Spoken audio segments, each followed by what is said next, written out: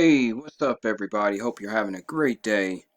It's a Unique Thinker channel. Please like and subscribe.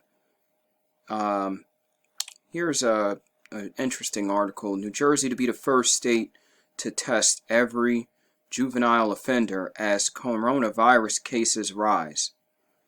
Very interesting. Here we go. All offenders and staff within New Jersey juvenile system will be tested for the coronavirus, State Attorney General Guberi Gruella said Friday. We have to do everything possible here because this is such a special responsibility for us, Gruel told New Jersey Advanced Media. They're young people and they're in our care. The move makes New Jersey the first state to test every juvenile offender, according to Gruel.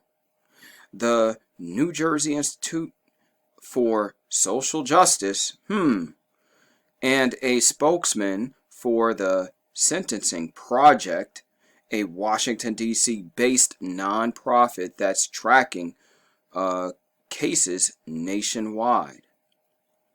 The state's Juvenile Justice Commission has already tested about 140 of the 282 young men and women it oversees, Gruel said after nasal swabs arrived over the weekend.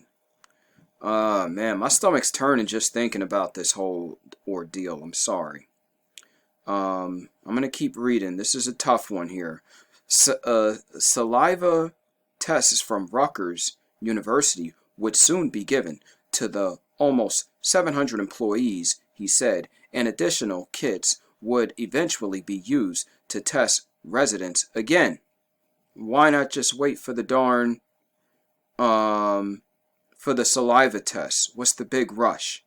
Alright, it's only 140, 282. Come on. Anyway, they're so anxious to put something up somebody's nose. Because what, they did bad? Anyway, I'm going to keep reading.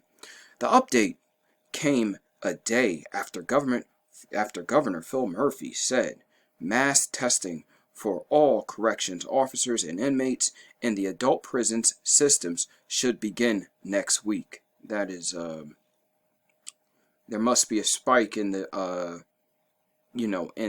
correctional facilities. Hopefully that's what it is. I'm going to keep reading. We're thrilled that they made a decision to test Retha Onitiri, a statewide coordination for the Social Justice Institution, said about the juvenile system. We're just concerned about the underlying health concerns.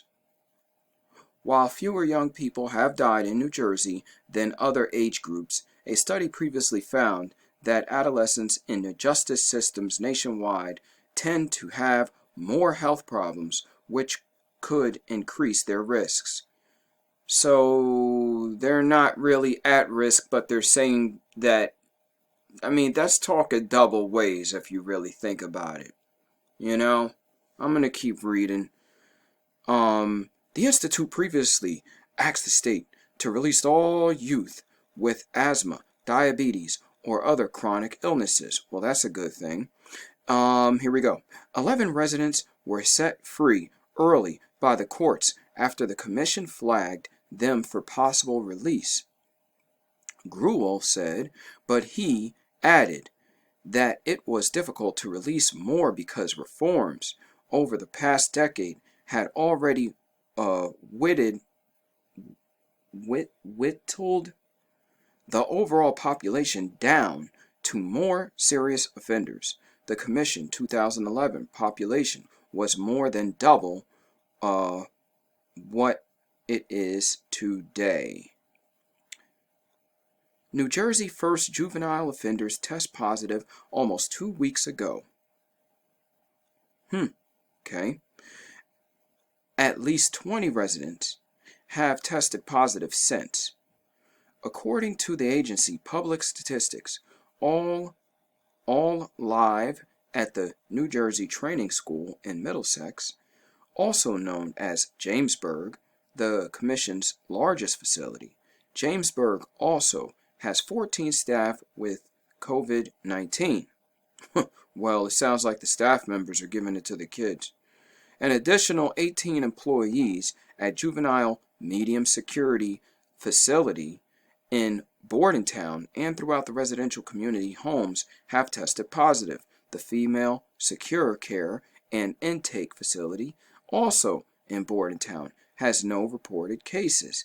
None have died, officials said. About 30 residents and 33 staff remain quarantined, a Gruel spokesman said, either because they tested positive or had possibly been exposed. Quarantined Jamesburg residents had their own rooms with private bathrooms, Gruel said.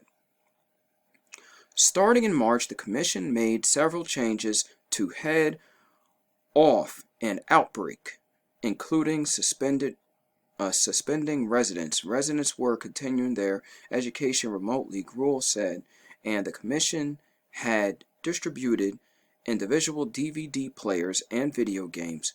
Phone calls were also increased, he said, and court fines suspended.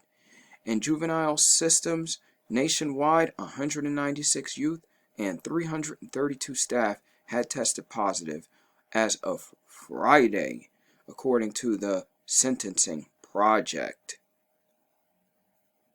And it looks like that's about it for this article. So, my take on this whole thing is, I've been hearing on like CNN and other networks.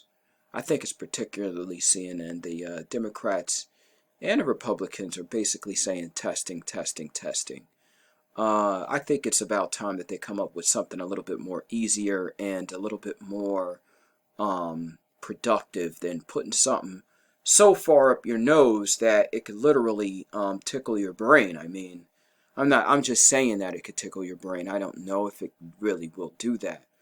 And in some cases, I've heard conspiracy theory. I'm not even going to go to conspiracy theorists. I only heard one guy say something about those swabs, but I have found no information about them.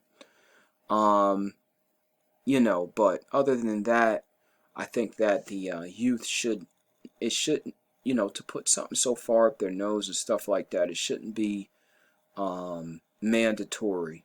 If it was a swab test, simple saliva test, that could be mandatory. That's no big deal. But once you start inserting something once you break the barrier of the person's body, you should have either a parental. You should have a parental. I understand that they're under arrest, but you should have a parent or guardian's permission, because at this point you are breaking you're going into the child. You know what I'm saying? Which kind of, it's kind of crazy, because when you really think about it, there's thousands of people right now that are being actually probed. I mean, this is another way of being probed. And, I'm hearing all of these, you could cut it off if you want. The article's over. I'm going into unique thinker phase. Okay? So, when you really think about getting probed, there's going to be a time, obviously, in the Bible where it speaks about everyone's going to have a RFID chip. Everyone's being probed right now that has a suspected virus. This could be a test run for a time when people are going to want this to be probed. But again, I don't think it should be mandatory. I think that let my people go. Let all the kids go. You're not even talking about a whole bunch of them. You're only talking about, 182, 282? I don't know what the number is for these little correctional facilities, but at this point, because the correctional officers are so getting so sick, I would shut the whole place down, just like the schools. It would make more sense to just shut it down. Just shut the whole place down, unless they really have done something really bad, like trying to, really hurt people. Shut the place down. There's no sense of you forcing children to take tests, especially without, because I haven't heard, especially without any parental advice. So, yeah, this is an interesting topic. New Jersey's on the leading edge of coronavirus testing. Well, they better be in some cases, because we're high for some reason. So we got to find out what that issue is. Is somebody finagling the numbers? You know how YouTube has all of these conspiracy theories. But anyway, thanks for listening, Unique Thinker. Please subscribe, like, share, and I'll see you on the next video, as I've heard in. Well, anyway, you get my point. Love you guys. Take care. Bye.